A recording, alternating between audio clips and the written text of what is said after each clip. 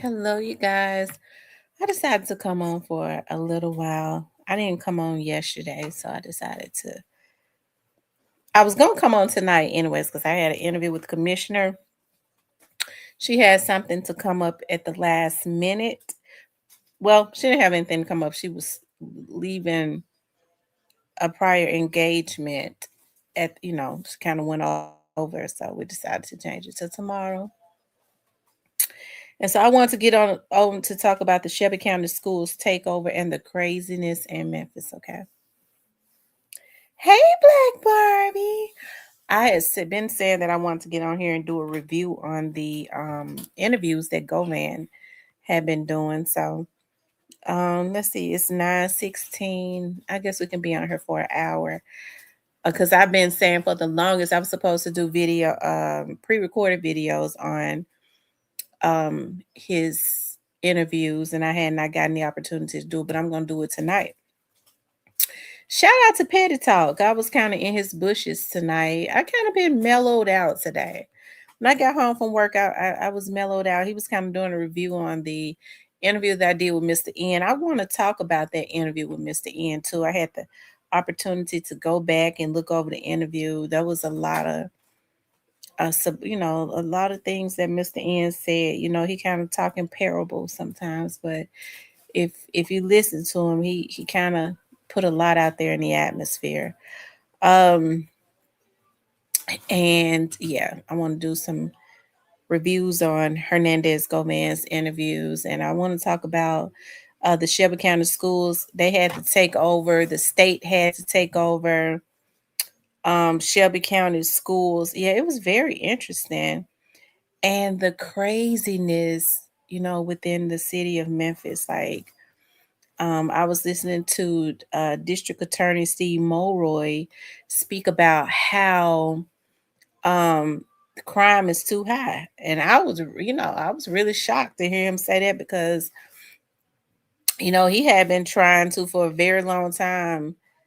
He was talking about how crime was going down. Now all of a sudden he's admitting, but we see it on the news every day, okay, about how the crime is, okay.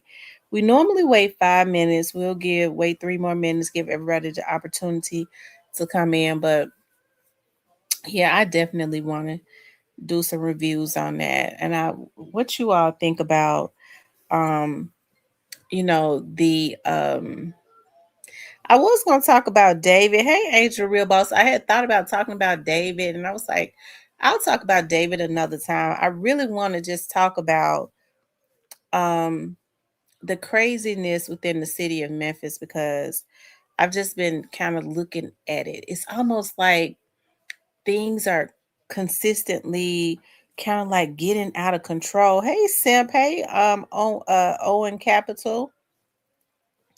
Owens Capital, it's like things are consistently spiraling out of control.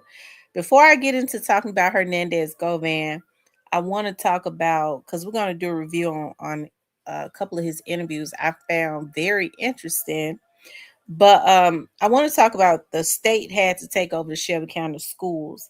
I think that's a prime example. If you all are from Memphis, like how embarrassing it is.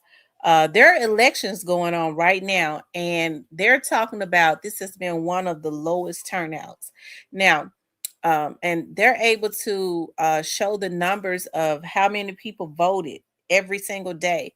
I mean, you had one poll where it was about four people um walked into the place all day and voted. Okay. And so I think it is imperative for everyone that can vote to get out and vote. Hey, I think that if you're not going to vote, you shouldn't complain, right? I think people sometimes make complaining a way of life. It's just a way of life for them. They like to complain, but they don't really like to try to do anything to change nothing. It takes nothing to go and stop and vote.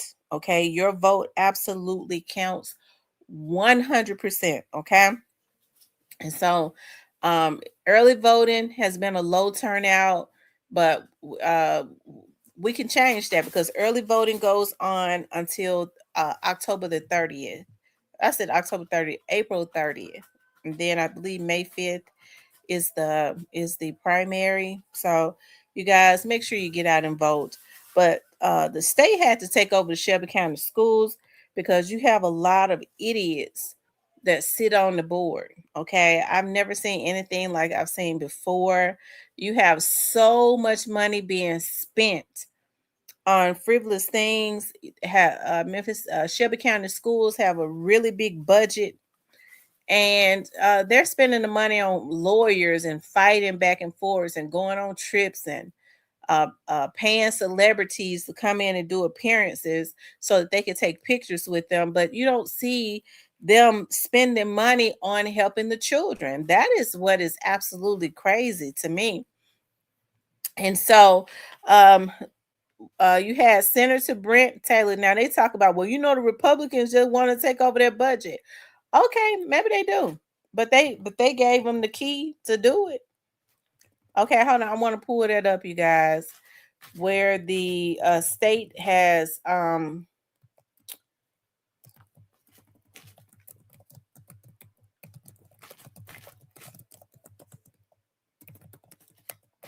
then they turn around and pass the bill.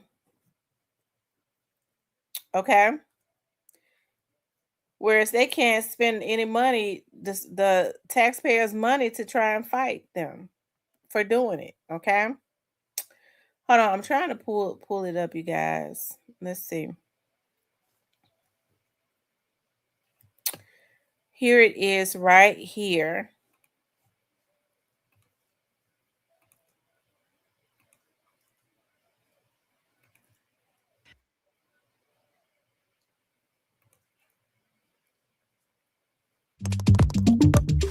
Invisible in AI search? Use SEMrush to see who's beating you. A final vote to allow the state to take over MSCS could happen any minute now. The State House voting on a bill just hours after heated debate in the Senate where the bill was approved. Action News 5's Kelly Cook live now in studio with us. And Kelly, you're sharing more tonight about what this means for Shelby County students, parents, and teachers. Well, Joy, with this vote, like you said, that could happen at any moment. There could be a state-appointed board in charge of approving big decisions about your child's school and how taxpayer dollars are spent. They will also be in charge of the teachers and staff at Memphis Shelby County schools. State Senator Brent Taylor presented this new conference committee report on the MSCS state takeover bill on the Senate floor today.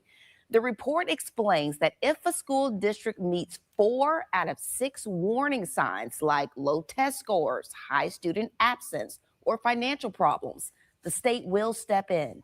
MSCS is the first school district to meet all criteria under this legislation. 7 other Tennessee districts meet only 3 of the 6 requirements. The state-appointed board would include 9 members appointed by the governor, House Speaker, and Senate Speaker. 8 must reside in the county, and they would serve 4 consecutive years. Now, several state representatives shared strong opposition to this legislation. Where is our advisory committee? Where is TV 21? Should we pay another state senate to overstep our decisions? No. So why are we doing that to the people of Shelby County? We can say all we want to say, the fancy language about kids, this and this and this and that. This is wrong. It's crafted to target one school district. We will be back here just like we were with the Achievement School District, talking about all the money we spent and how little progress we see. Because at the end of the day, if you are not involving the community with which you seek to disrupt, you are not coming up with a piece of legislation that's actually going to do something. The Oversight Board will conduct annual needs assessments and develop a transformation plan.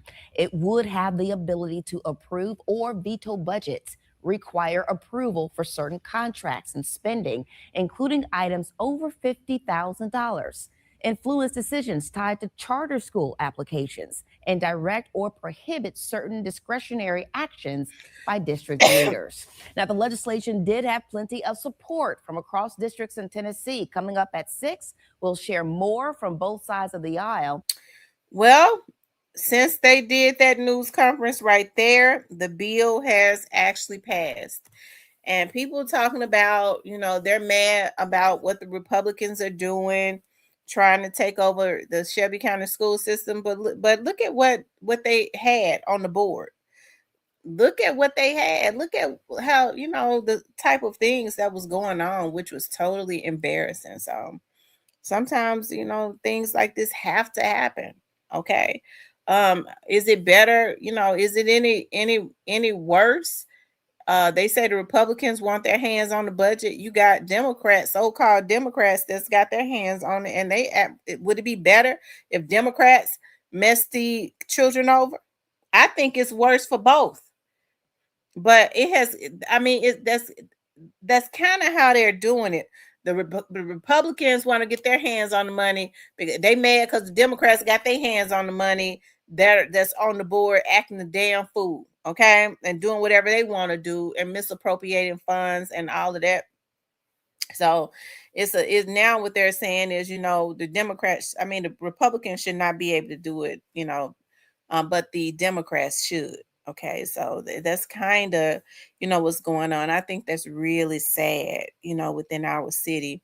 It really is. So I don't have no issues with them taking over. I hate it had to come to this, but then you think about the type of stuff that we've been seeing as it relates to the school board. Sometimes things just have to happen. Okay. There has been just a lot of craziness in Memphis. You got Steve Mulroy. He's been up under attack. I think I talked about that. They just passed something as it relates to be able to audit Steve Mulroy and to see why audit all of the cases, as far as, he's been throwing out cases or doing plea bargains on cases or just letting, not charging people on certain things. And so the state passed the bill to be able to do an audit on him as it relates to that. You have the task force out there arresting. They do arrest criminals, okay? I do too, Rochelle. I pray that innocent employees don't lose their job. I do. I don't want to see it. What I would hope, I wish this would have happened. You got the majority African American on a school board. I feel like teachers don't get paid enough money. Okay. And they should. Teachers, I mean, they have to put up with a lot in the classroom. Okay. They're the starting point as it relates to children. A lot of kids, when they come to school, a lot of them at 5 years old, their parents, they got folks that ain't taught them how to even write. They don't know how to write their name. They really don't know they don't even know how to spell their names. A lot of them, hell, they don't know how to spell their names now when, they get into kindergarten. You ask them, what's your name? Champagne. Okay. And Champagne spell all kinds of ways. Okay. Because the mama didn't know how to spell it. Okay. She was high. Okay. So you have a lot of children that have hard time spelling their names. So the teachers have to work with them on that. It's almost like the teacher becomes like the parent, so to speak. Really have a hard job. You have a lot of children that have behavior problems, a lot of them because they're they're hyper, they come from all types of toxic environments. They have all of this stuff going on. They got parents that's damn fools. And so they kind of take on that because of what goes on in their household. And then they have the nerve to blame the teacher because a lot of the kids, these children are not allowed to be kids anymore. And so these kids go through a lot, okay? And so this is all they know. And so they might bring a knife to school. They might bring a gun to school. And then they want to get mad at the teacher because she halfway scared of Bonquisha damn badass kids, okay? And which she should be, because she don't know what Bonquisha kids gonna pull out of their backpacks. So now they want to put a lot of pressure on the teacher. Well, these teachers they don't want to deal with Junebug. They don't even want to deal with Junebug. They want to suspend him. I mean, you got to suspend Junebug when he flipping over desk. He threatened to shoot the teacher. He's a threat now because of all of the anger issues they feel that's the damn teacher fault when they need to put the fault where it should be is something that's oftentimes going on in that household. And I don't care how much help you try to get these kids, okay? If you get them help, you put them in counseling at the school, you know, they go to the counselor, whatever they call them at the school, 2-3 days a week. They want to say the counselors ain't doing what they supposed to do because, you know, I guess it's the counselor's fault. The kids coming there for 1 hour, 2-3 days a week for the counselor to talk to them, but they in the damn toxic household all 7 days a week. Okay. So kids are a product of their environment. So whatever it is that, even if she tries to break, if she does, or the counselor, he or she breaks the wall down, or whatever it is that is going on with that child, the child is only there for an hour with that counselor, but he's going right back home to that toxicity where he has been influenced. Okay. So I mean, I think that we've been doing it wrong. Okay. It does not help because I think it's a damn shame we have majority African American politicians in Memphis. Okay. And there are good politicians. Thank you, Black Barbie. Thank you so much, darling, for the super sticker. You have so many politicians, black politicians in Memphis, because Memphis and Shelby County is majority African American. Y'all, why is it that the African Americans are still impoverished in our city? Why is it that the African Americans are still impoverished? You can get good people in there, okay?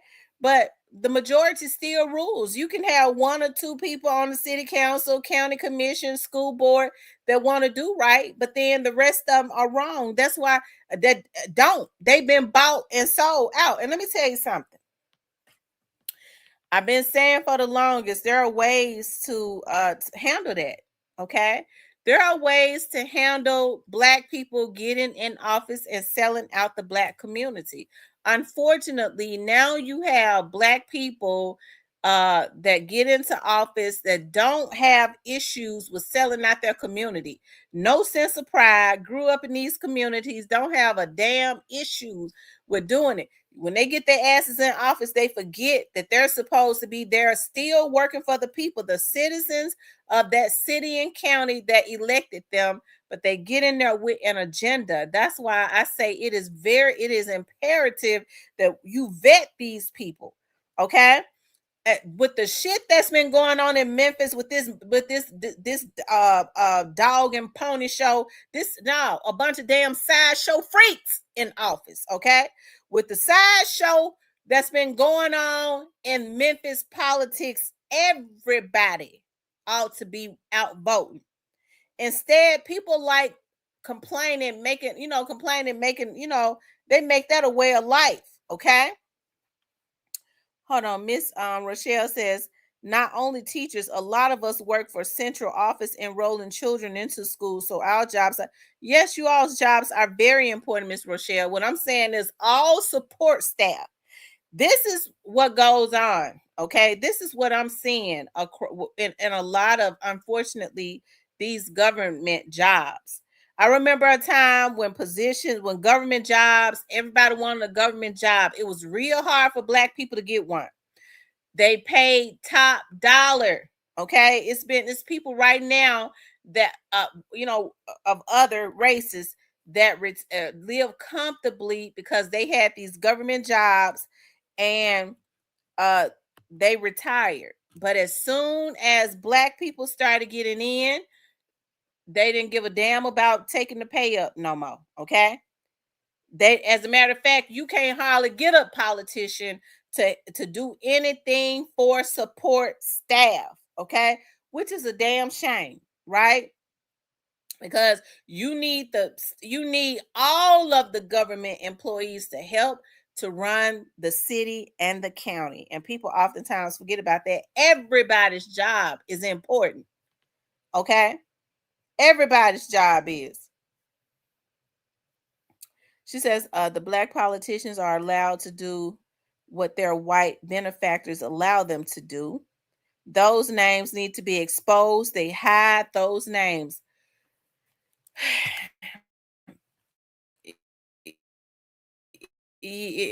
What you talking about, the people in the background? Because I mean, all you have to do is pay attention to the ones, go to some of these meetings, you know, these town hall meetings, these city council meetings, these county commissioners meetings, and check and pay attention to how some of these politicians vote.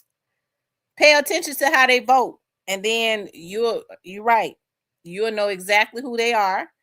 And since we don't, you'll know exactly who they are. And right, their names do need to be called out more. I agree with you on that. Okay. Because it's a darn shame that Black people have gotten comfortable with selling out their community.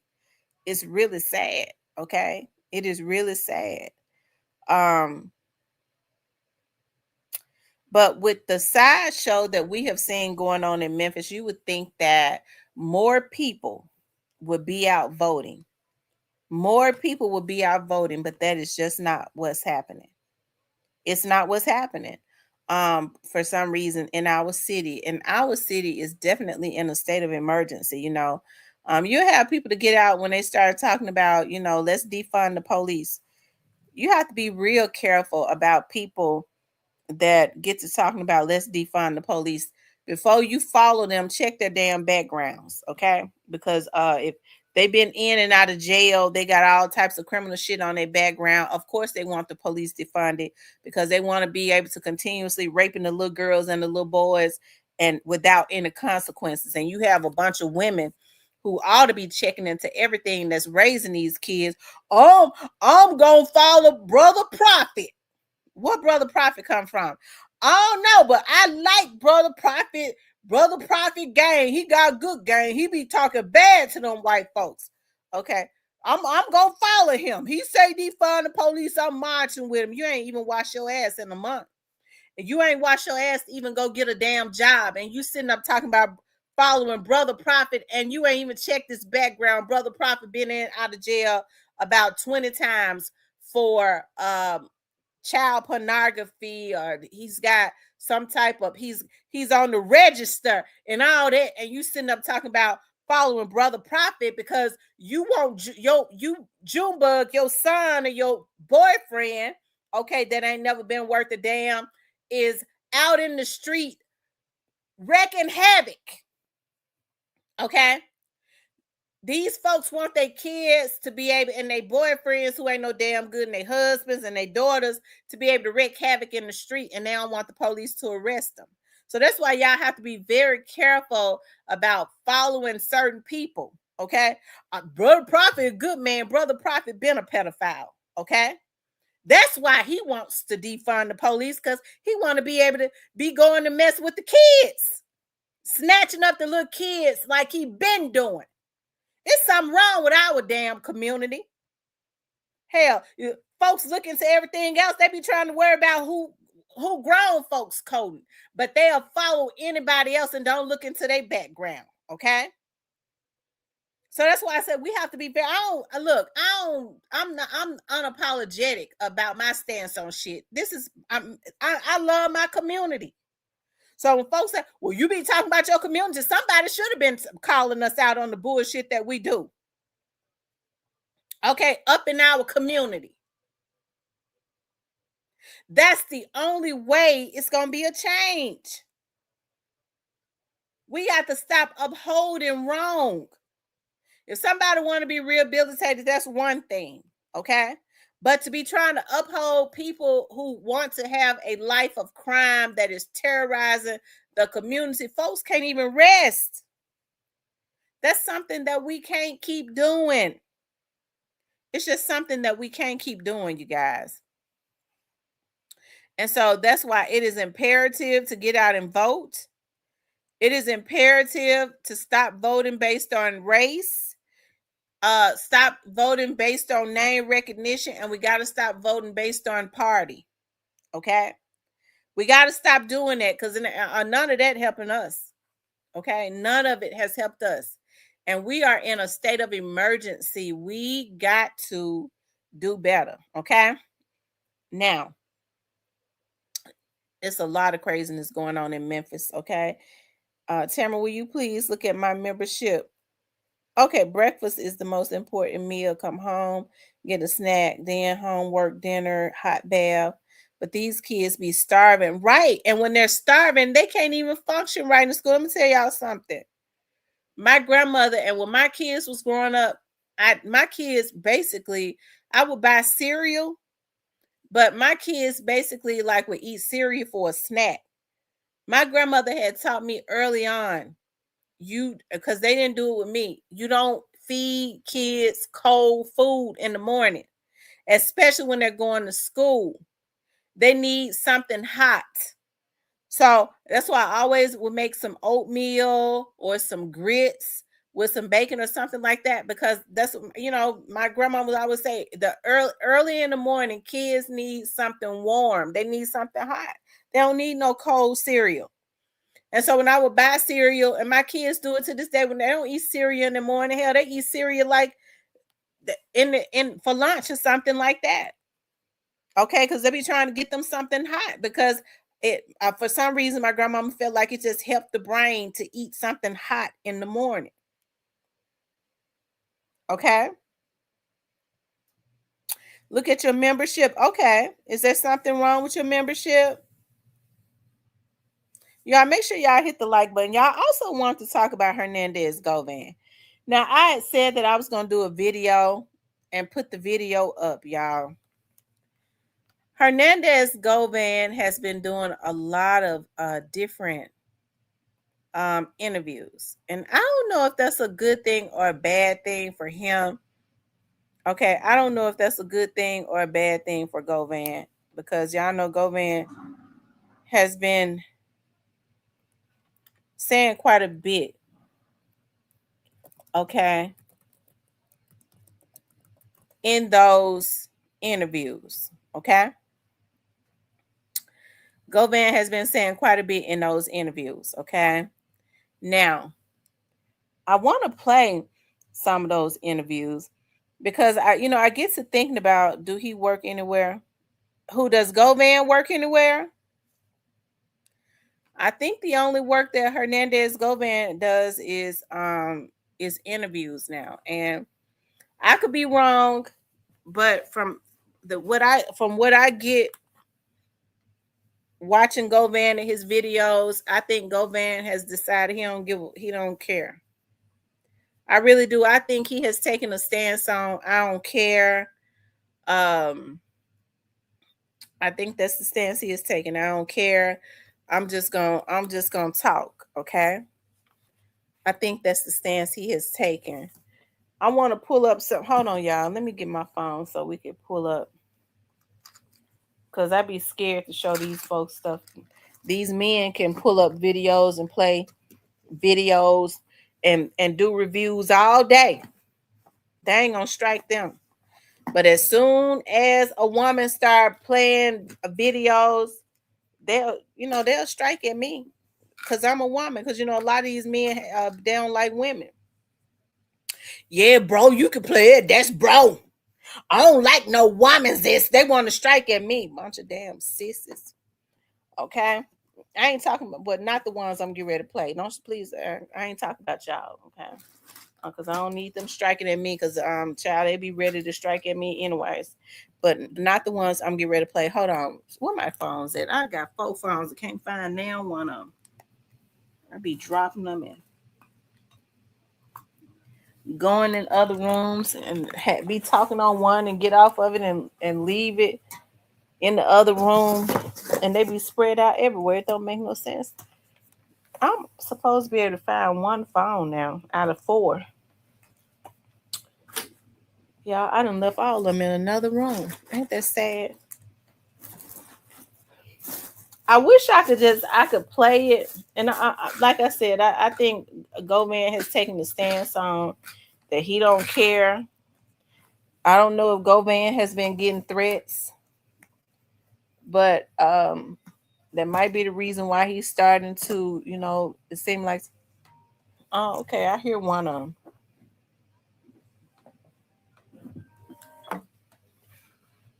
Thank you, Steve. Thank you, Stephen, for calling. Okay. So let me play this.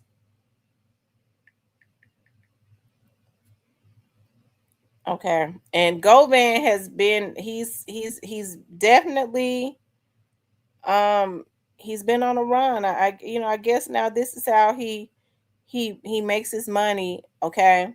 I guess it's better than doing hits, right? And so I ain't mad about I'm not mad about how nobody make their money as long as they ain't hurting nobody else. But at the same time, I think that Govan is really on a vengeance. You think about Govan say now, it seemed like to me he got a real revenge for Hart. He says that a lot of people turned their back on him when he was going through this situation. I'm gonna tell y'all why I feel like Govan was mad.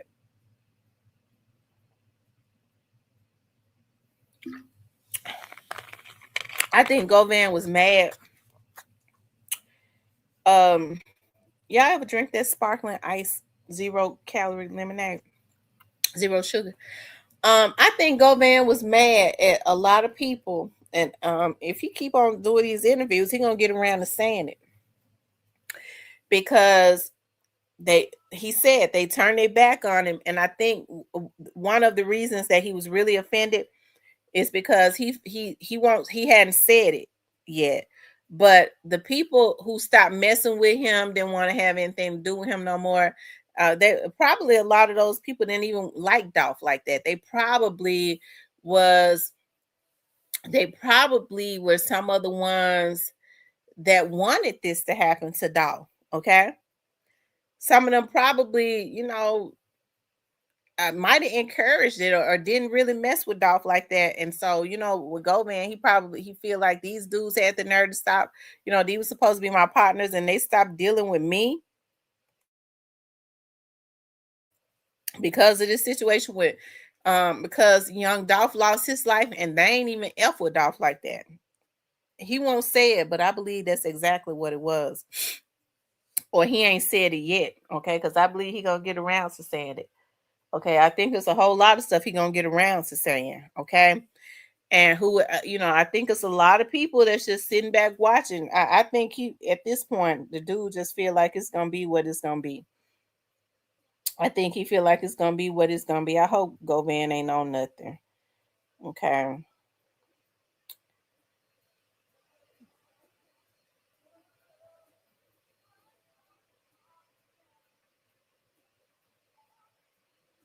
Hold on, y'all.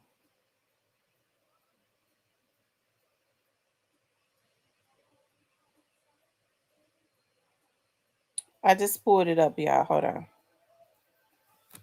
We're ready to go. Zoro.com and do it all to keep your business running. Whether it's the supplies you use the most or the exact tool. Wife, she is caretaker. The things she said on Breakfast Club, that'll lead a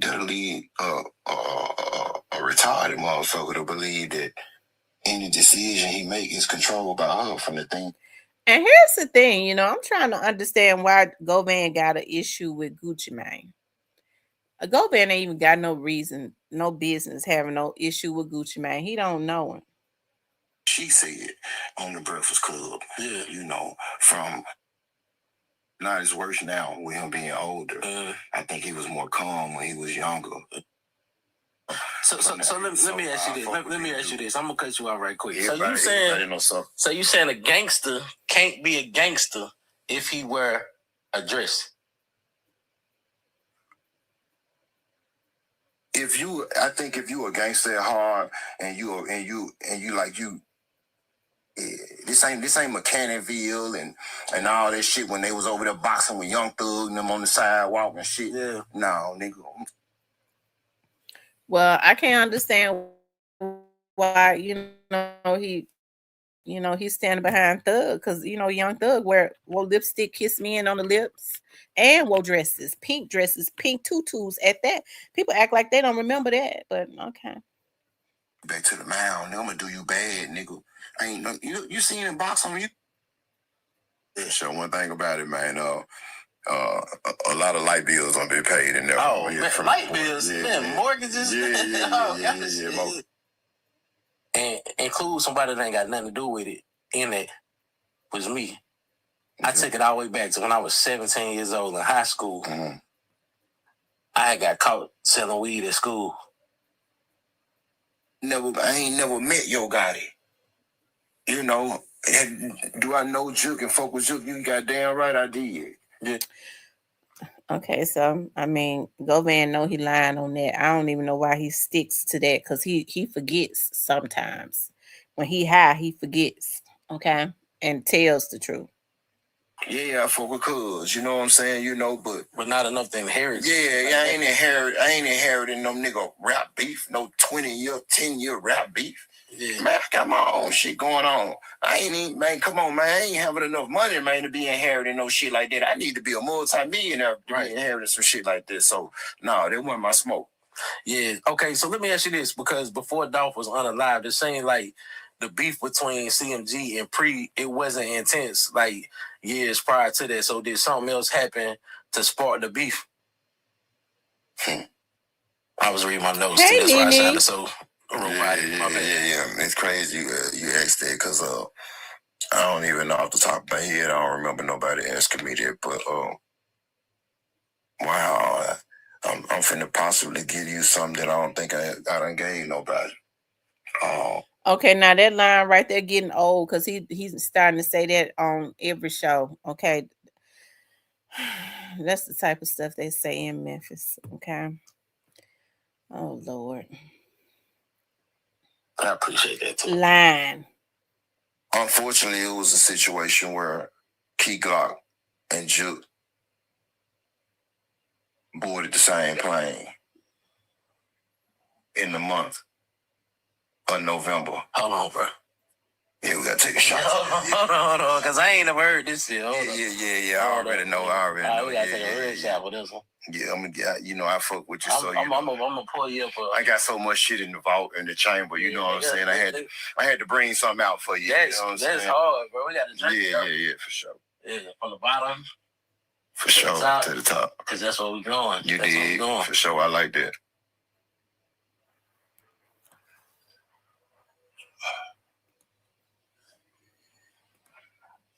So Glock and Juke on the same plane in November. In November, same month, Dolph get killed.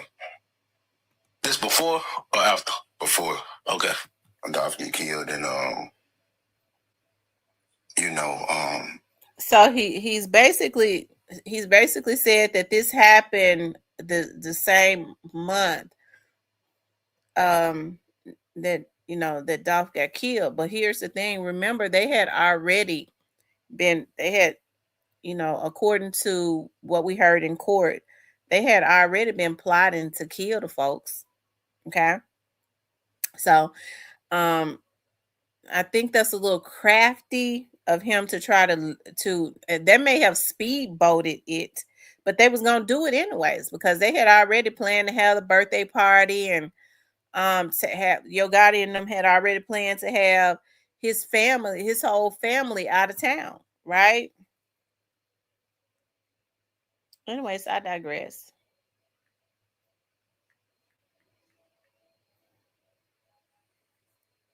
Some things were said, and to be fair, Juke started, Juke said something to Glock first. He said something to Glock, and Glock said something back, and that was sort of face to face. And, Glock surprised Juke and probably whoever else was in close proximity of this situation. And I hate to see it, or whatever, but, it is what it is. But he spit in Juke's face. Oh, shut the front door. Yeah, he spit in Juke's face, and this shit in black and white. It's in our discovery, Yeah, they know about it. The whole city know about it. Hold on. Key Glock. Open a Chime checking account in 2 minutes, and we'll spot you up to $200. Apply now. Spit in Yo Gotti brother face. He did that. He caught Juke off guard. He did that. He did that. And it ain't, you know what I'm saying? Of course, I would never say nothing to try to make Juke, you know what I'm saying, look bad or whatever, but it's the truth. I mean, if I'm arguing with a nigga and you know what I'm saying, and in my heart I feel like I'm him and I don't know what he thinking, technically a nigga could spit in my face. So hold on, let me ask you, because it's a difference between like we talking and then some spit accidentally come out of my mouth. No. Glock did the unthinkable. Intentional. Yeah. Oh no. Yeah, he did that. And Glock did that. You know what I'm saying? And again, if you in the streets and you tapped in and you know that, you know what I'm saying? Like I said, that's in black and white. And anybody that wanna dispute what I'm saying, I'm gonna pull a whack 100, put 5,000 of it to say I'm lying. I get it in black and white. We can send the money to whoever and let's put it up. And I'll show it to a motherfucking black and white. So that's what sparked the beef. That's crazy. Never knew. Well, he just kind of telling the half truth on that because they had already met. They had already met and had meetings about this at Privé. Remember, the previous July. He's saying that this situation with Glock and Juke happened in November of 2021 when they unfortunately had killed Dolph. Okay. But if you think about it, they had the party and stuff. They had already planned the party and all of that. So I think they knew that they was going to have, they knew that they was going to have that, turkey drive. So, I mean, I don't believe that Yo Gotti and them planned the party in a matter of a week or so. They had already planned to have their party in Miami to be out of town because they had already had that meeting and started plotting on young Dolph life in July. Okay. I don't know what it is about this list that is supposedly, that was going around. I believe that the list would be a little bit fake. Okay. I think that but remember I told y'all now that even after Dolph was killed, and I had heard about this. I didn't give a lot of credence to it in the beginning, that somebody had told me that there was still federal entities that was heavily around because they still wanted Key Glock dead. Remember I told y'all that, and people were saying, that I was lying or whatever, as if they would know, right? But I think more so, Juke might have had issues with Key Glock after that, but I think they more so wanted Paper Route Wu gone. They might have wanted Paper Route Wu gone and probably Big Unc, because they feel like Big Unc was involved in the situation that happened with D-Money. But as far as the rest of them, I'm not really sold on them wanting all the rest of them gone. For some reason, Quet has a very strong disdain for Paper Route Wu, just like he do Dolph. Okay. I think Quet, whatever it was, he made, I don't know, he ain't said, okay, and he's not going to say, because then that would give him motive to participate, which we already know he participated, and he just got away with it. But he has a very strong dislike for Young Dolph. I don't know if he said he was trying to sign Straight Drop. Maybe they thought he was going to sign Straight Drop and he wouldn't. Maybe, you don't hear him say really anything bad about my husband, Daddy, okay? But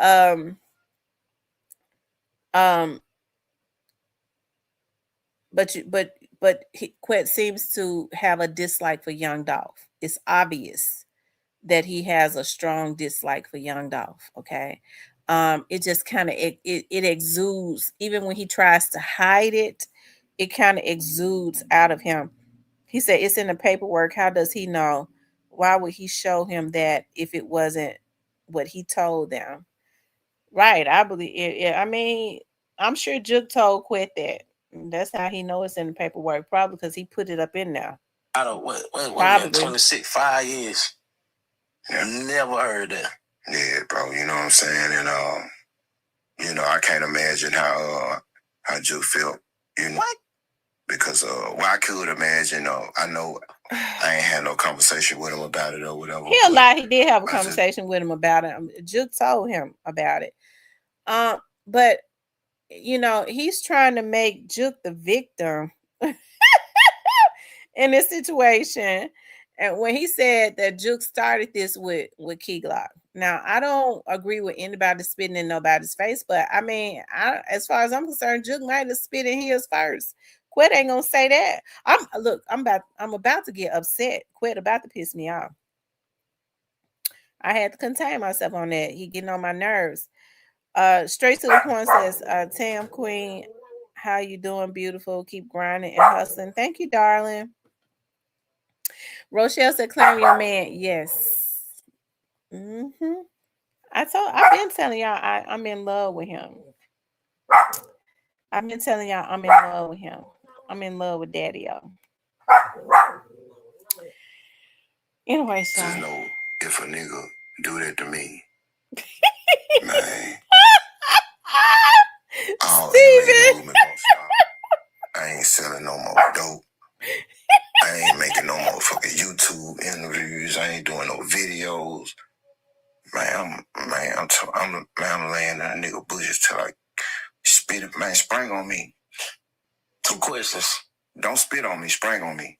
2 questions, bro. I'm gonna ask them to you simultaneously, but break them up. First question. Steven said Daddy-O is short. I don't think Daddy-O is short. I'm gonna look up his licenses and see how tall he is. It'll be on his driver's license. How the hell did Glock make it off that plane? And secondly, how did Dolph end up paying for that?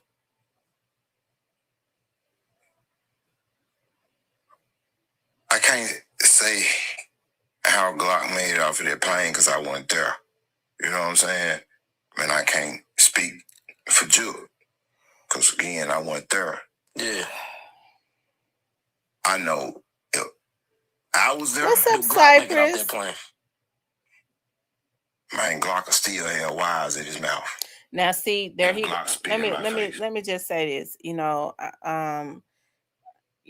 Glock is young. I do know for a fact that Glock is young enough to be Quet's damn child. Why is he sitting up talking about hitting a child?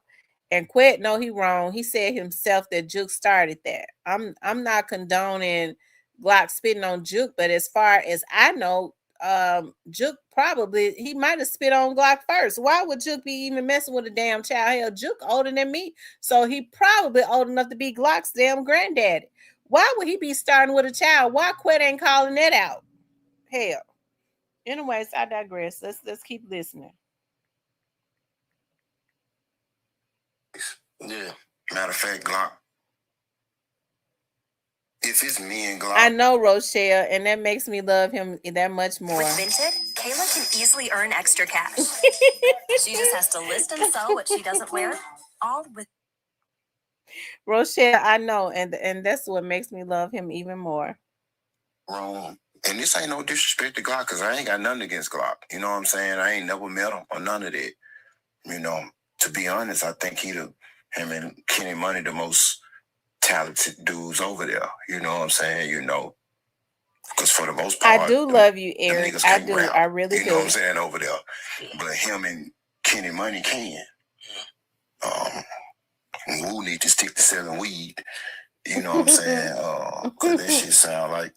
Well, now wait a minute. I gotta say this. Now quit wrong for that because Woo can rap real good. Woo is one of the most talented ones. They're all talented, but Woo is very talented. He has a a distinctive sound. Like he has I like Wu. I like Wu. The Quet is hating on Wu for some reason. I don't know what it is about these Memphis dudes. They be jealous of the guys that's real tall. But if it's me and Glock in a room, and there ain't no way out, Cypress. Glock ain't spitting in my face. Yeah, ain't no way.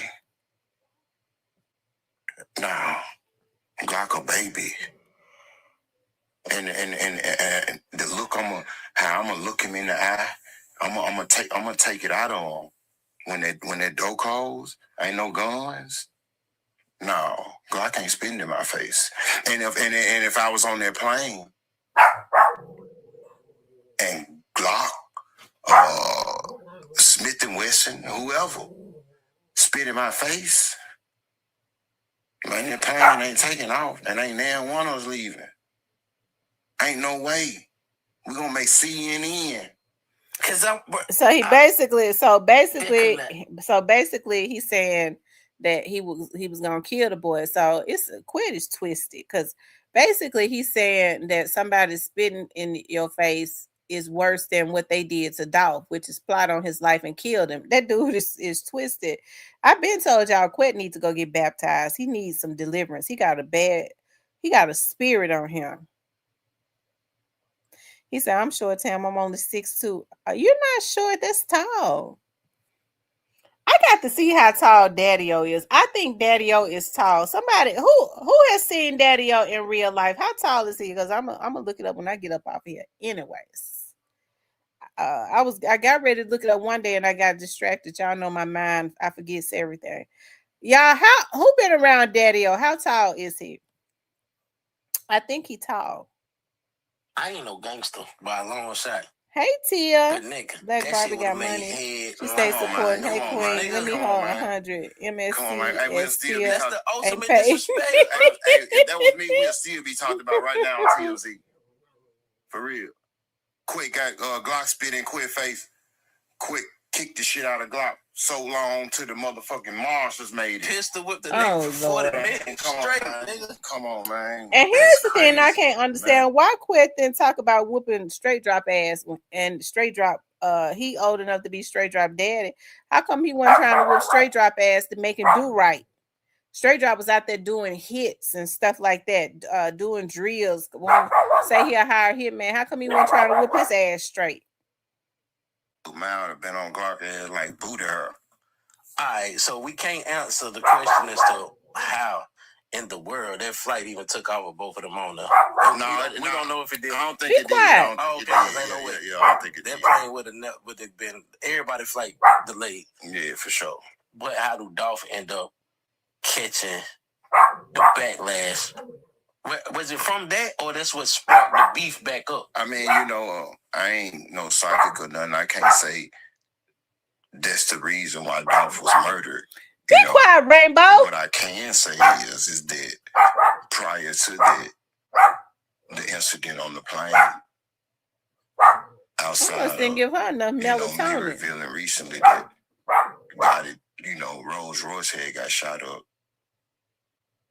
Shit was kind of like dead. I ain't gonna say dead, but it wasn't as intense, at that moment. And I think, when the incident happened on the plane, I know Cuz was upset, or whatever. But I can't sit up here and say that Cuz was the reason Dolph was murdered. I can't say that because I wouldn't know. Right. Me and Cuz, they never had that conversation.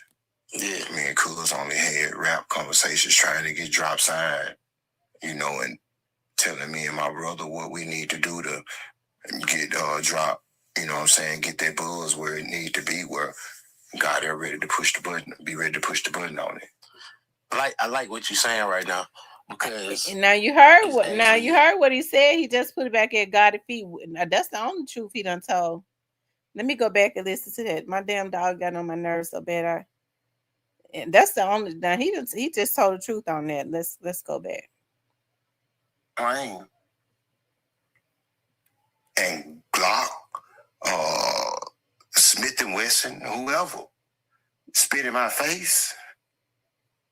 Man, that plane ain't taking off, and ain't now one of us leaving. Ain't no way. We gonna make CNN. Cause I ain't no gangster by a long shot. But nigga, that shit would have made headlines. Come on, man. News, Come on, man. Nigga. Come on, man. Come on, man. Hey, we'll still be. That's the ultimate disrespect, bro. Hey, if that was me, we'll still be talked about right now on TMZ. For real. Quick got Glock spit in Quick face. Quick kicked the shit out of Glock so long till the motherfucking monsters made it. Pistol whipped the nigga for 40 minutes straight, nigga. Come on, man. That's crazy. Man, look, man, I would have been on Glock and like booted her. All right, so we can't answer the question as to how in the world that Quit flight even took bipolar off too. both of them on there. No, we don't know if it did. I don't think it did. I don't think it did. Ain't no way. Yeah, I don't think it did. That plane would have been everybody flight delayed. Yeah, for sure. But how do Dolph end up catching the backlash? Was it from that, or that's what sparked the beef back up? I mean, you know, I ain't no psychic or nothing. I can't say that's the reason why Dolph was murdered. You know, what I can say is that prior to that, the incident on the plane, outside of, you know, me revealing recently that Rolls Royce had got shot up. You know, shit was kind of like dead. I ain't gonna say dead, but it wasn't as intense, you know, at that moment. And I think, when the incident happened on the plane, I know Cuz was upset, or whatever. But I can't sit up here and say that Cuz was the reason Dolph was murdered. I can't say that because I wouldn't know. Right. Me and Cuz, they never had that conversation. Yeah. Me and Cuz only had rap conversations trying to get drop signed, and telling me and my brother what we need to do to get drop, get that buzz where it need to be, where God are ready to push the button, be ready to push the button on it. I see that. You see what I'm talking about? At least that's the only truth that he is so. At least he is admitting that Gotti had to be the one to push the button on that, like what we already knew. Okay, at least he's not trying to disassociate at this point. Okay, because I quit be high. Sometimes he tells the truth. When he high and stuff, he'll tell the truth. When he ain't high, he don't. Okay. But anyways, let's keep going.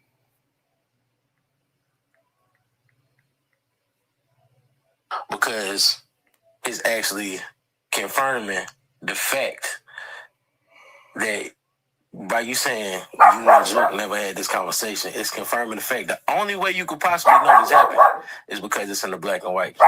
It's in the paper. Yeah. That's why I like what you're saying right now. Yeah. Because it's like there's no way you could have known if this wasn't in the discovery. Exactly. Yeah. Because Joke ain't finna go around broadcasting that a nigga spit in his face. Yeah. You know what I'm saying? I didn't know that until I got indicted and I seen it in black and white. Yeah. You know what I'm saying? So with that being said, like, man, I just sit back and laugh off of the internet goofies who come up with their own little theories and own little narratives, you know what I'm saying, about a nigga, you know what I'm saying? That shit just, I got to a point, man, I keep a coat on, you know what I'm saying? That shit just roll off of me at this point. Right. But I like the fact that they, keep making those stories about me, you know what I'm saying? Yeah, keeping you hot. Yeah, keep me in the algorithm. Yeah, keep you in that. That's why I gotta get bro, man. I don't go for what they say. Say some extremely bad shit, please.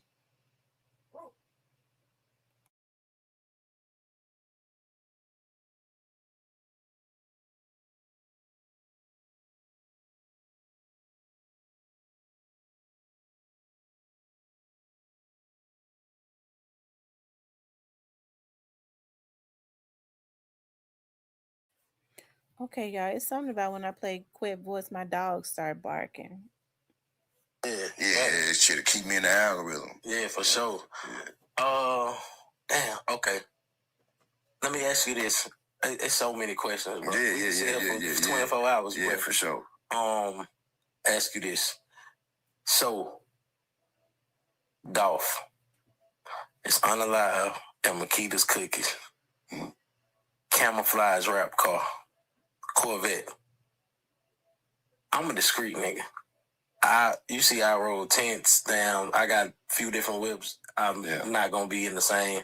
I go buy a rental car. I go rent a car just so I can keep. Yeah. And I know if I'm in beef, like real beef, the beef that could get me unalive, I'm not gonna be in a car in my city that everybody can pinpoint and know it's me. And this ain't no shade or no shots to Dolph or nothing. No pun intended. Yeah. No pun intended. I swear to God. I didn't even mean to say that. But why do you think he was comfortable enough to ride through Memphis in that camouflage car that everybody knew that he drove, knowing that the beef is on? It goes back, I done said it before, and before I say it again, this is no disrespect to Dolph or whatever. I think if Dolph was alive, Dolph would at least some would agree with what I'm saying. Because it ain't no at one point in time, I was the same. What I'm about to say is a hustler. Dolph was a hustler. Dolph wasn't a gangster. You know what I'm saying? Like, people be thinking just because a person, they sell drugs, they got money, they got the flashy cars or whatever, that don't make a person a gangster. You got to actually do gangster shit to be a gangster. And the Dolph that I knew, was always known for getting some money and dressing and fucking with bitches. I ain't never heard of Dolph doing no gangster shit. Especially no hands-on combat shit. Never. Our hood's 5 minutes from each other. And I ain't saying that it's no diss. I'm just keeping it cheap. Now, so he said he never heard of Dolph doing no gangster stuff. So he's got to know that theory that they're saying that Dolph had Yo Gotti's car shot up and all of that. He said Dolph wouldn't even. He just said out of his own mouth that he wasn't known to doing no gangster stuff. So me personally, I don't really believe that it happened. And if it did happen, it don't mean that Dolph did it. Yo Gotti and his brother had enemies, other enemies. You know what I mean? So he just basically canceled out that theory that young Dolph shot up Yo Gotti's car. Okay. He canceled it out. He introduced it and then he canceled it. Okay, out of the same damn mouth. Gee. So with that being said, if Dolph ain't never been involved in no beef that's significant, he ain't gonna know how to move. But you said he a hustler. I, at one point in time, was a hustler. I knew how to move. Because when you hustler, you got to think strategic. Fuck that gangster shit. Because a lot of gangsters, they crash out. Yeah. But a hustler, a real hustler, they know how to move. I'm not driving the same car. When I'm going to bust my plays, I'm not driving my car with the rims on it. But I'm going to tell you something. Hey, Snake Spider. And this ain't no shot at you. And I definitely ain't been in this, on this, I guess, level, I would say. But neither one of us has had the type of money that young Dolph had. Nah, that ain't no shot. That's real. That's real. Yeah, you know. And with that being said, you know how they say the money change you? I feel like the money reveal you. There it is right there. Money reveal you. Yeah. But you know what else money do? Now, he just said that the money changes. They say money change you. That right there gives motive that people will, out of the abundance of the heart, the mouth speaks, right? I told y'all that man had an issue with Dolph. Okay. And that may be one of the issues right there.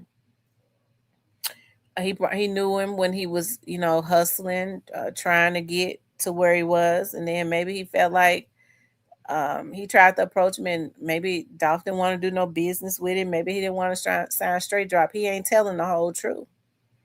But Straight Drop gonna tell the whole truth, though. Straight Drop gonna tell it. Money makes some niggas feel untouchable. Invincible. He was 2 minutes from his hood. 2 minutes. Ain't no way he felt like in his heart that nobody was gonna come over there and. Because why? He a hustler. A nigga like me, I don't give a fuck if I'm in the middle of my hood. And even right there, he's trying to compare himself to Dolph. See, I'm really about that life. Dolph ain't. People thought that. See, Dolph ain't the it guy.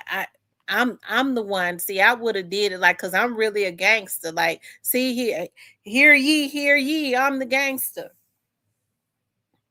Okay. Anyways, I mean, I see something. I see something. I see with this guy, and I've been saw it. He ain't said it yet, but he had issues. He didn't like Dolph. He didn't like him. He don't want to say what his issues were with him because of this situation that happens. But he may as well, because everybody know he was involved. He may as well. I mean, tell it what his issue was with him. You know what I'm saying? Yeah. Nigga, if you pull up on me, then you gotta assess the situation. You can't just pull up on me and tell me you finna get off. Cause I'm gonna be ready at all times. If you ready, you ain't gotta get ready. You know what I'm saying? When I step out the house, man, I'm on defense, bro. Ready to go on offense. Play both sides. But it's just the way I think. Strategic. And if you call yourself a gangster, you got to know how to move and you got to know how to be strategic. What's up, Hilda? And a lot of hustlers who ain't never been at war don't know that, unfortunately. Yeah, I'm thinking from my point of view, because I ain't never been in no war. But I done been, not where. But you may have you know what I'm saying? You might have a strategic way of thinking. I got a sense of paranoia. Exactly. You know what I'm saying? Yeah, for sure. And you don't feel like you're invincible. And you know what's crazy? Because when I didn't have money, I felt like I was invincible. The more I got money, which I ain't got Dolph money, but the more money I get, the more paranoid I get. What I tell you on the way here, I don't live in my city. You had to get on away from the niggas. Yeah, because I'm paranoid now. I have a sense of paranoia. So it's like, I don't know, man. I'm thinking from my brain, which I probably shouldn't be thinking of it like that, because I don't feel invincible the more money I get. I feel like I got a target on my back. Yeah. But you know, you ain't gotta be a gangster to move strategic and to think how you think. Yeah. You ain't necessarily gotta be that. You know what I'm saying? I'm just saying, people who have been in those situations, those dire situations of being at war, beefing with on some on-site type shit. You know what I'm saying? When it's war, when it's dead, you ain't going to the cookie shop in a car like that. You just not. Right. So that's how you know, because Dolph, he tried to say Dolph wasn't a gangster, but Dolph was not stupid. I think that if young Dolph felt like that he was in a war with these people, he would have been moving differently. They waited until it to make him think, because they just had every intention on killing him. But I think they made him think that this situation was over, and he wanted to try to put it at the feet of Key Glock. No, they had already plotted to kill him. He's saying that the situation with Juke and Key Glock happened a week or so before Dolph was killed. Well, they was already plotting on him over at the Privé back in June or July. So, you know.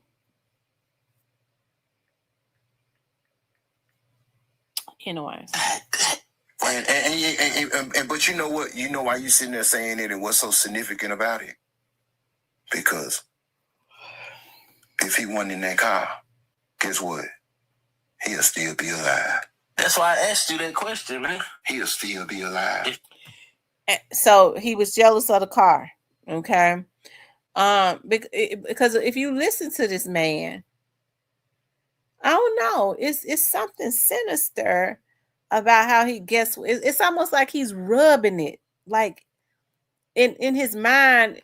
It's like 999 now, or something like that. But God says, when I get him back, you're gonna witness it. Okay. It was in God's plan for him not to be convicted. Okay. That's why I don't get mad about that. That was just in God's plan. But now he don't get away. He don't get away because, I mean, we don't really know what's going on in the background right now anyways. I don't know, but you just never know what's happening as it relates to him. But I don't know. I think Quet need to really try to change his life and get his life right. Because oftentimes, like when I'm not on here talking about this, I don't really think about this, right? And I don't know, Quet came off of here. I wasn't even on here, and he came to my mind, and I was like, wow, I don't know. It was just something eerie that just kind of came over me as it relates to him. And I think Quet needs to get his life right. And when you listen to him, it's funny because I don't want to see nothing happen to the brother. I don't. Although I believe he very much didn't like Young Dolph. He participated and was a willing participant. He just got away with it. But I just had an eerie feeling to come over me as it relates to him. And just listening to him, I don't think he cares. I think he's probably made peace. You have to think about dudes like Quet that has done as much dirt as Quet has done. His mind probably tells him that, oh well, I done did a lot of dirt. When whatever happens to me happens. My time, I gotta get mine back. And you have to think about, like, ain't no telling what all he ain't participating in. Some of these dudes subconsciously don't even want to live. They don't think their life is worth living, but I mean, of course his life is worth living. He got kids and stuff. He's a human being. It still does not exempt him though from the fact that he's got to reap what he sowed. He's got to get his payback. But if people want me to say, well, his life means nothing. No, his life means something. Everybody's life means something. I would never say something like that. But it still does not exempt him from getting back what he put out into the atmosphere. And it is very much obvious that he did not like Young Dolph. E-Class said, well, his brother was his security and Dolph had a gun on him, but security's weapons was in the vet. Yeah. And it's almost like he said he was 2 minutes from his hood. He never thought that nobody would touch him. I don't know. It's almost like he's being braggadocious about they knocked him down right in the area that he grew up with, which is pretty sickening to me. Okay. But let's keep going. But maybe that's just the way I'm interpreting it. If he went in that car, bro. If he was in a rental car with some tin on it. No, we can't say that. Mo 3 was in a little Honda Accord. No, slow down. Okay. You want me to tell you why I can say that? Go ahead. In our discovery,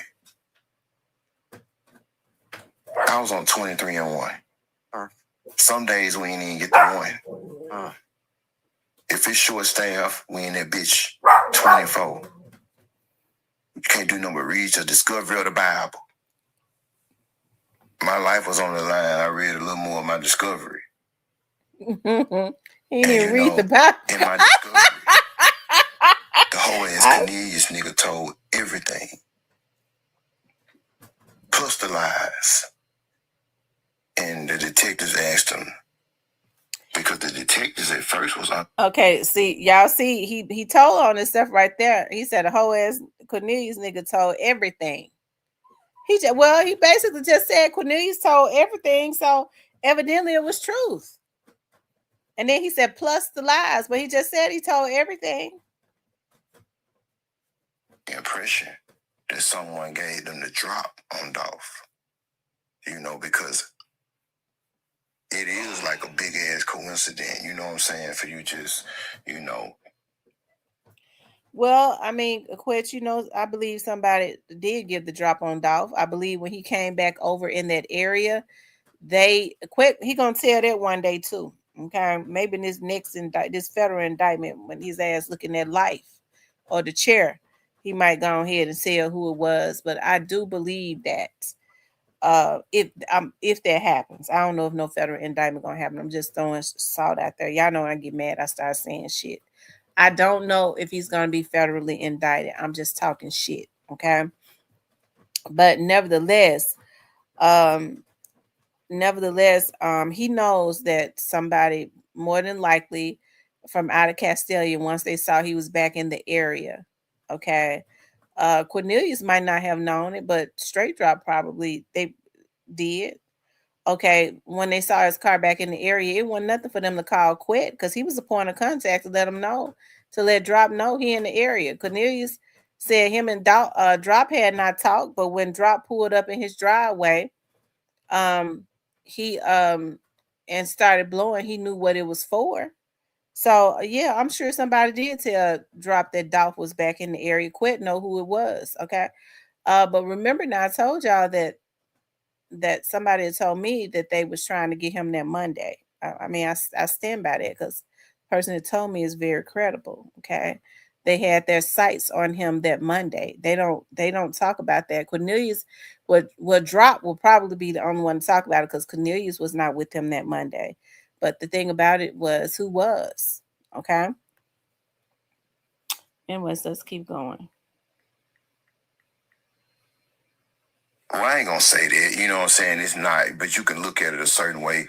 You riding around looking for this famous rapper or whatever, you know what I'm saying? And you run across him. But again, he was in that car. Boom. So Cornelius ended up telling the detectives that he said he was riding around looking for some paper route members, you know what I'm saying, or whatever. He was. Yeah, that they supposed to have a turkey giveaway or something. I heard about that. And just so happened to spot Dolph car. It's in black and white, bro. I seen it. I seen it. Not in the black and white, but I think he testified to that on the stand as well. Yeah. So if Dolph would have been in a low key car that day, they wouldn't even knew it was Dolph. They wouldn't even whoever could Cornelius and whoever he was with, they wouldn't even knew that. They spotted him because the car Cornelius said. This shit make him. That's exactly what he's saying, George Jones, and he's saying it with a lot of gloat. It hurt, man, cause man, you was in Charlotte, North Carolina, where I just picked you up from. Dolph in Charlotte. How far away is it from Memphis? With Charlotte? Yeah, drive-wise. Shit, I think that's far. I did it. Maybe 9 hours or some shit. 9 to 12. In Charlotte, your bus or whatever get shot up in Charlotte, North Carolina. 100 shots. 100 shots. Made a song about it, everything. They touched you 9 hours away. Then you go back home. The same people that tried to touch you in a whole nother state, even when you was out in Cali, they touched you out there.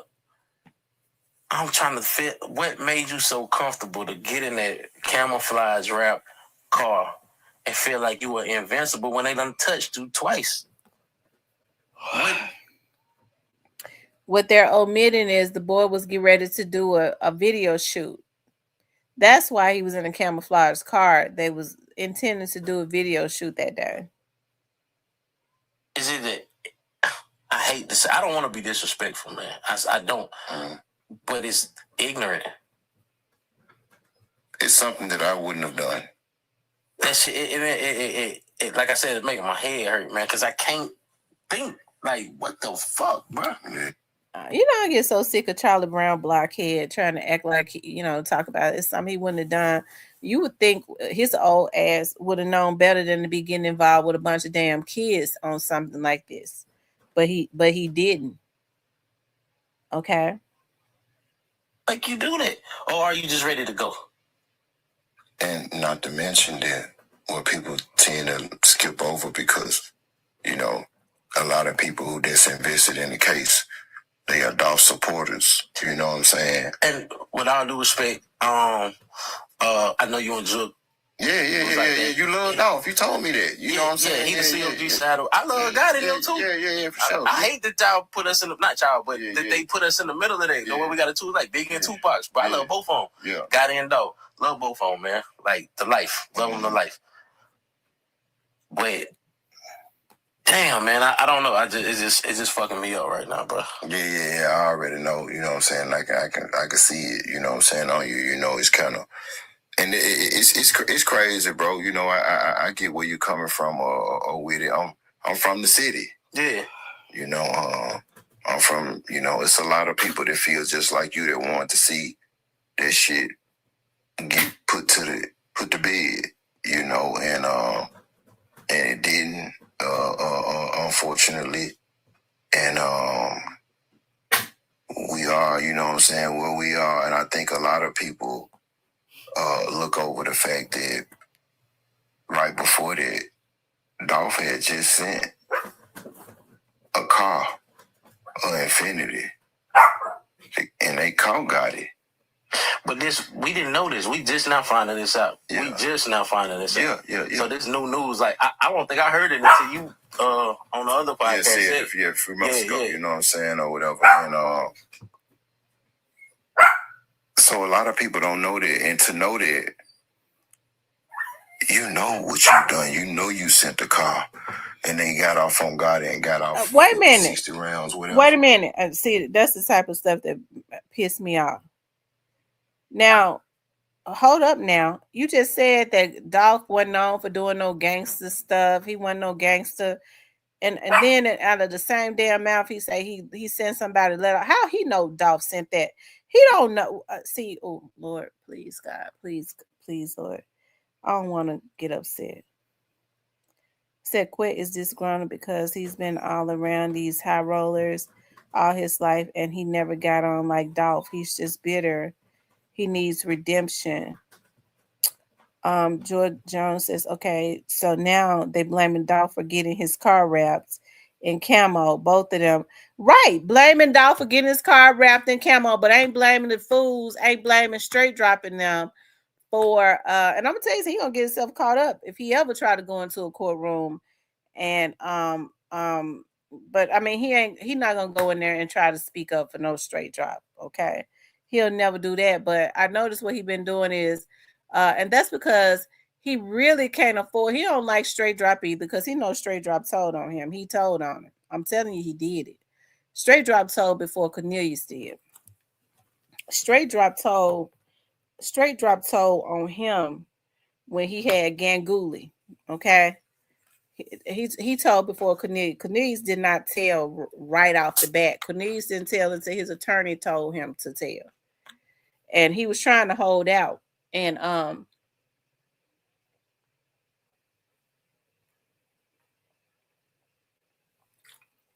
Cornelius told CO, that was my friend because he used to man that pie. He used to call me, and we used to go work out. Because when he ain't working in the jail, he training. We used to go train, and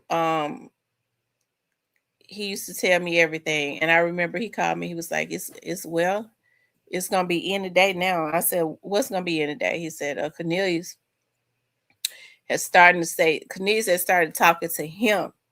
And Cornelius said, if they don't do what they supposed to do, I'm gonna start talking. Cornelius held out longer than Straight Drop did. Shit, Straight Drop told it. Because Ganguly got him to the point of telling it. Not only that, but the boys. came and got him twice.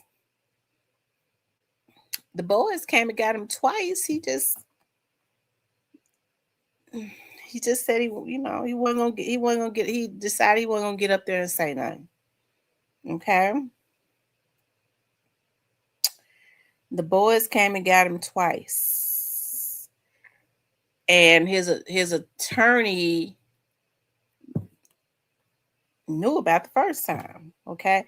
So then that's when they got the that's when God in them hurry up and when it got Luke. God in them hurry up and when it got Luke. But I mean, and the boys came and got him after Cornelius started talking. That was later on. The boys came and got him a couple times. And then like a month later, that's when they hired Luke. Okay. So Quet don't like straight drop either. But he cannot afford to really go up against them because he knows straight drop, they've all done dirt together. He can get indicted on something else based on if he pissed straight drop off enough. Straight drop is not going to do 2 life sentences. I've been telling y'all that. And for those who sitting up talking, you take it like a thug, that's wishful thinking. I'm trying to keep from cussing. Okay. I be trying to keep from cussing. Okay. I really am. Cause I've decided I don't want my platform to be like that no more. Cause I'm doing other things on my platform and I want, the mayor and all of them to come on. I don't want them to look at this. Of course they know me. So they know I'm not a crazy. They know that I'm not a crazy woman. Okay. It's just that stuff like this be making me mad. But straight drop is not going to do 2 life sentences. So it ain't no need in quit. It's just that, in order for straight drop, excuse me. In order for straight drop to tell everything, straight drop would have to tell on himself too, because they was using straight drop to go do these hits. Okay. They was using him to go do these hits. But he gonna slow walk it some kind of way to implicate Quit without implicating himself. And it's probably gonna be through somebody else. Just like he got Cornelius to do everything. Okay. Cornelius really started doing more and more talking. Number one, he was mad. He said, "Go on, cuss, it's Friday night." I was supposed to have Commissioner Brooks on here tonight, and then she was leaving another engagement, and she was like, "Tamara, I left another engagement late. She's a really good person. We're gonna talk about some stuff tomorrow." She's already on the county commission. Okay.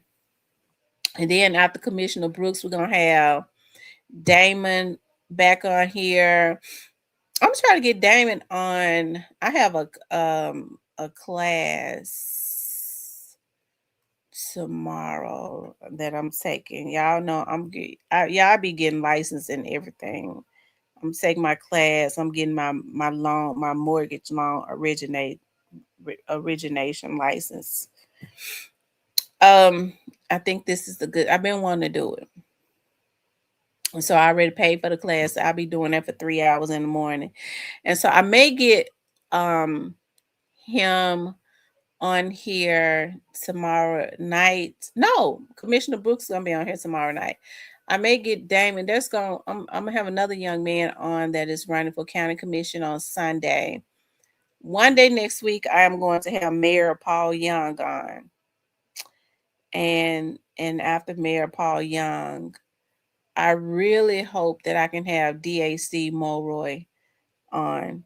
I think Steve is more ready to come on than ever because he was like, "Don't you have a studio that I can come and sit down?" I said, "Well, Steve, listen, all I got to do is send you the link and you click into the link. I think I would prefer to come and sit in a studio and talk about it. I don't know Okay.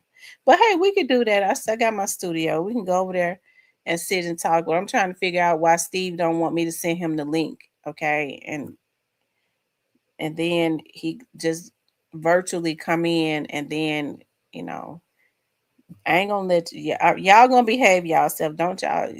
We don't attack people in here. I told him my audience loves him. My audience is very supportive of him, y'all. Y'all very supportive of Steve Mulroy. Okay. Um. Anyways, what was I talking about before I got into that? Y'all know I be forgetting about stuff. Y'all, what was I talking about before I started talking about the people that's gonna come on the show? I forgot now. He said we waiting for Miss T. Right. I mean, yeah, because once you start listening to his Steve, I think Steve wants to tell his side of the story. I think Steve has a story to tell. Steve wants to tell his side of the story. Um, Steven gonna behave himself. I'm telling you right now, he gonna behave himself. George Jones said straight drop has to do what Apollo did. I mean, what Alpo did, and tell it. Quitno straight drop told on him. He admitted, yeah, Quitno damn well straight drop told on him. Okay, straight drop told on him and got Cornelius started. Straight drop, Cornelius was already mad. Straight drop told Cornelius that Quit was the one that spent his money. Okay, and which he probably did. Okay, I think that's gonna come back to hunt Quit. Okay, I think that money part is probably gonna hunt him. If don't nothing else hunt him, that's probably gonna hunt him because somebody got a duffel bag full of money. It may not have been. I'm talking about when it. Okay. Anyways, I mean, I don't know. I, mm, I don't know. But if y'all think them folks only got paid $100,000, it's something wrong. Them people, that's not true. Okay, according to the police, it's not true. So, I wonder if Quit knows that it was more than 100. Maybe that's what straight dropping Cornelius was led to believe. Um, Are they victim blame? Yeah, it seemed like to me they're victim blame, but y'all know I don't want to get Quit mad because I already feel like he tried to put a hit on me before. But I rebuke him in the name of Jesus. Okay. And I don't care about making him mad because I'm pissed off anyway. It's got me fucked up. Because he sits on here and he wants to try to he wants to but I mean that's just a play anyways, you know, because I think he wants straight drop to be in jail. He just gotta play like he don't because he already knows straight drop told on him. And y'all see how Quit work. Quit is not forgiven. Okay, so you know he ain't forgave no damn straight drop.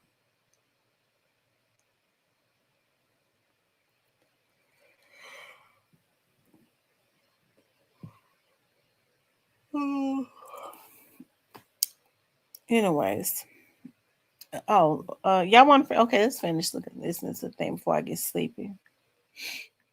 Before I get mad and start talking shit. If I had sent a blitz like that, ain't no way I'm gonna be riding around. That's what I'm like, saying, man. I mean, so hey, I'll let the people be, decide, but I'm just a messenger, man. And you wouldn't move like that. I wouldn't move like that now. And let alone with all that type of money. Ain't no way you gonna get up on me like that. Ain't no way.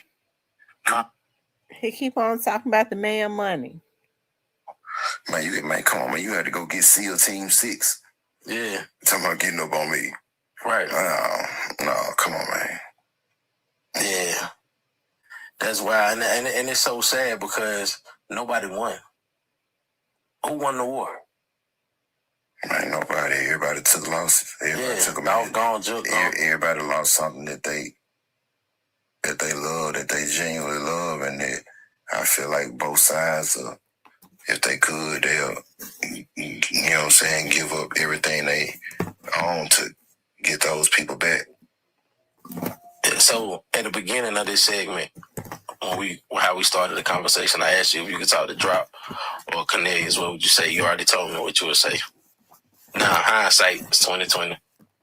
But let's say we psychics, right? And we can go back to November 20th, 2021, the day before the unaliving of young Dolph. And you going into the gas station with this knowledge that we have now. And Dolph just pulled up to the gas station and y'all crossed paths. And you got this knowledge that we got now. What would you tell Dolph? I mean, I get where you're coming from, and you know what I'm saying? Like, you're trying to say that I'm probably maybe one of the few people that if anybody could have spoke on it to him and maybe tried to, I guess, dead it or put it to bed. Because I feel like you're OG, and your word is like, you know, respected. Yeah, so with that being said, I mean, it was a situation where somebody reached out to Dolph. He ain't no OG or no shit like that. Curtis Gibbons. It's a nigga from Memphis, Tennessee. He own a club or whatever. He got a few establishments in the city. But he ain't no OG or nothing in the street. You know, he got some respect in the entertainment, nightlife or whatever. But he older than you. He used to be a personal friend of mine. A lot of my friends, personal friend of mine, turned into suckers. And I told y'all. He was one of them. And so with that being said,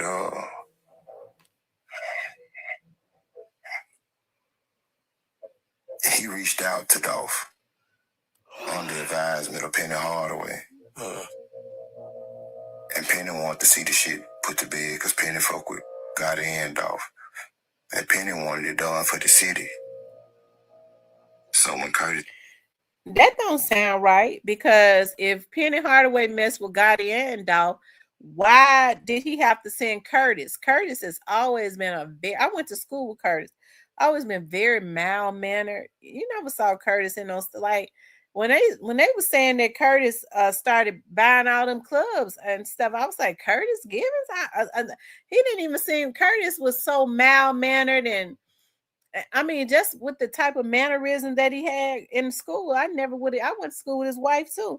I never would have thought, I mean, neither one of them had those types of personalities. Curtis was always smart and off to himself. I mean, I do believe we went to junior high school together also. I was shocked when they was like, yeah, you know, Curtis Gibbons is the one on those clubs and stuff. You know, he blah, blah, blah. He be getting money. I was in shock because Curtis was always a real mild-mannered, mannerable,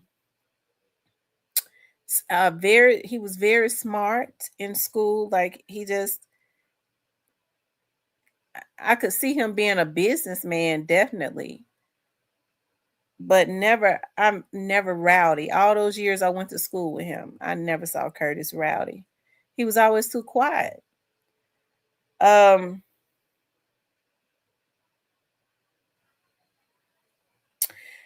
if Penny Hardaway is a celebrity in Memphis, a retired NBA star, still very well known all over the world.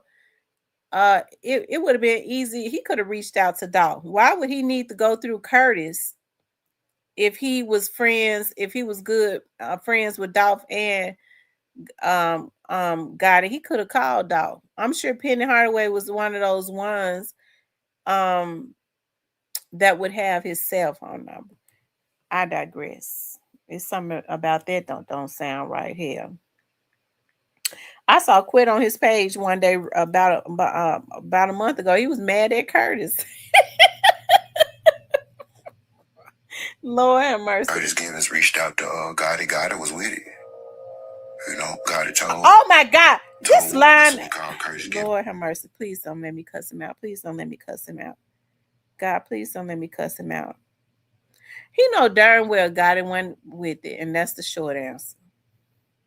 Told, yeah, man, you put it together. Let's do it. You know what I'm saying? I'm open to it. Yeah.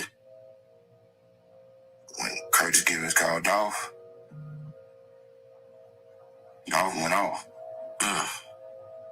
You know, and it wasn't nothing. I'm gonna tell y'all something. This man hated Dolph more than Gotti did. This man hated Dolph more than Gotti. Gotti was real jealous of him, but I think Quit had a hate for him. About how he felt about the proposition. So this is another situation where we already established the fact that if he wasn't in that car that day, he'll probably still be alive. If he would have accepted the invitation to get on the phone with Gotti, with a mediator on the phone, like Penny Hardaway or Curtis Givens, he could still potentially be alive right to this day. It's like he just constantly, that dude, I said, that dude is evil. I brought that up because no, that's what I'm saying. This dude is getting off on Dolph being dead. It's almost like it's like a passion.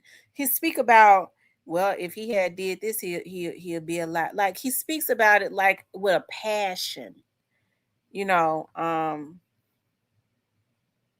this dude definitely hated Dolph. I feel like if you know Penny Hardaway, and Penny ain't no gangster, and Penny is real mild-mannered, real quiet in Memphis, Tennessee, because he earned their respect the right way, the legal way, the legit way. Yeah, for Penny like you know what I'm saying? Penny, he one of the ones from the city, you know, like Penny could walk around and ain't nobody gonna do nothing to Penny in whatever hood. So if you know this possible truce mediation is initiated from Penny and don't accept it, what the fuck I'm gonna say to him? And here's the thing about it, like he had a right not to accept it. You got people, he Quit himself, no, he wouldn't have accepted it. You'd have had these folks and tried to almost kill them the last time. Hell, that would have been an insult to me. I mean, God in them to tried almost killed the boy, and then he done had folks to shoot up hoes. I wouldn't let him get close to me either, so he can get him up under him and make him think it was cool, because they was gonna kill him anyways. The first chance they got. It'll be an insult to me, and Quit know this. If somebody shot my car up 100 times and then turned around and almost killed me, and somebody talking about mediation, go mediate with your damn mammy. That's what I would have said. Okay? I digress. Yeah, that's all I was saying to answer my question. You know what I'm saying? Ain't nothing to be said. Yeah, you know what I'm saying? Dolph wasn't gonna listen to me. You know, just because I was, you know, like that in the street or whatever the case may be, that, you know what I'm saying? You know, Dolph had a bankroll. You know, sometimes when niggas have money, they tend to, you know how they go. There you go right there. It's that money that drove him crazy. He was jealous of the money. It's coming out. You want to know how I know what you're saying is legit. Because like I said, I studied this before I brought you on, way before anyway, before I even knew I was going to bring you on. I go back and I look at a Dolph interview and I look at a Gotti interview. When Gotti is asked about these questions, I hear his response. And what was? I love Dolph. Like, I always loved Dolph. I fucked with Dolph. I wanted to sign Dolph. Then when I listen to Dolph, like, buddy, a sucker, man. Like, you know, we fell out now. Now, I understand what this dude is doing. Okay, he has to play it like this so he can get more out of Govan. He did a really good job of making Govan show his hand. now of how much he hated young Dolph. Now, but of course Gotti is supposed to say that. They didn't, he got Keon going to jail, Black Youngster looking at time, other people, they had two other incidents in Charlotte, an incident in California where they did shoot him and almost killed him. So of course, that was a way of just blowing it off. Now I love Dolph, that's trying to blow off. Really, that's the reason why Dolph was saying he a sucker, because Dolph knew that all these times they tried to kill him, but then he sit up just because he try to be politically correct on a radio show. These men act like it's something wrong with them. They supposed to be men and they act like they don't know God. It was just BS. Okay. Anyway, so I think it was over his female, or now the way that he used to. And you know why? You know why? What? I'm glad you brought that up. Yeah. The reason why you heard Gotti talking peaceful, humble, and the reason why you heard Dolph talking how he was talking, just think about it. What Gotti do to Dolph? From what I heard, nothing. Besides trying to sign him. Yeah, and Dolph's response was, dude, a sucker, because I heard how he was talking about Zill and them. But in my mind, I'm listening. I'm like, that ain't enough for no water star and no beef. You know where it come from? I can't wait for you to tell me. Whole ass Gucci man. Now, what he trying to do is he trying to lay everything at Gucci Mane's feet, and that's not true. Dolph told y'all what it was. The man wanted to sign him. We see the games that the dude is playing as it relates to trying to knock everybody off the board. That's exactly what it was. Dolph went signed with him and had the money to invest in whatever it was that he wanted to invest in as far as furthering his label and all of that. And Yo Gotti saw that as a threat. Okay. That's exactly what it was. He wanted to blame it on Gucci Mane, but he don't bring up the fact that they was trying to block young Dolph in the background, blackballing him in the industry. So fake is the new real. I guess as long as you do dirt and you hide your hands, people want to respect you. Okay. Anyways. But they call themselves street dudes. I don't know what they is. Okay. And they ain't no damn street dudes, though. Oh, Lord.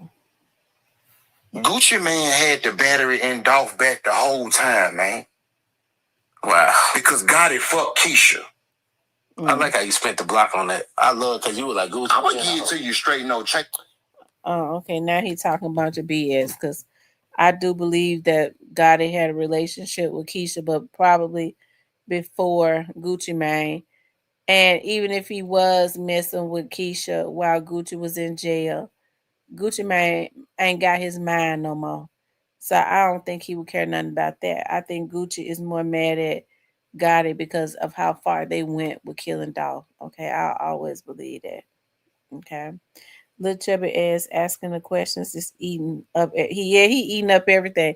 He really got quit to show his hands. He a good interviewer. He really did. He got him to show his hands. He got him to show to really show just how much he hated young Dolph. Okay, that's exactly what he got him to do. Okay. Anyway, y'all, I don't know why I'm so sleepy. I know it's a Friday night and I don't supposed to be this sleep. I'm tired though. I had a long day. I got to get up in the morning. I got a class for 3 hours. So, I got to be up so that I can get on my computer and have my notes and stuff and be at my desk so I can write my notes. As it relates to this class I got to take. Listen, you guys, I enjoy it. Make sure y'all tune in tomorrow night at 6. I'm going to have Commissioner Henry Brooks on. I will give you all the opportunity, especially, if you're from around the Memphis area and you have concerns about what's going on. Even if you're not from Memphis, you definitely can still call in. Okay. Yeah, I feel like I've been drinking some wine. I can't keep I'm almost tempted to make some coffee, but I don't want to make no coffee. I think I just wants to go to sleep. Anyways, you guys, I love you all. Thank you to Black Barbie for the $50 super sticker. I want you all to please like, share, and subscribe. You guys, I'll be on tomorrow night. I love you all. Talk to you later.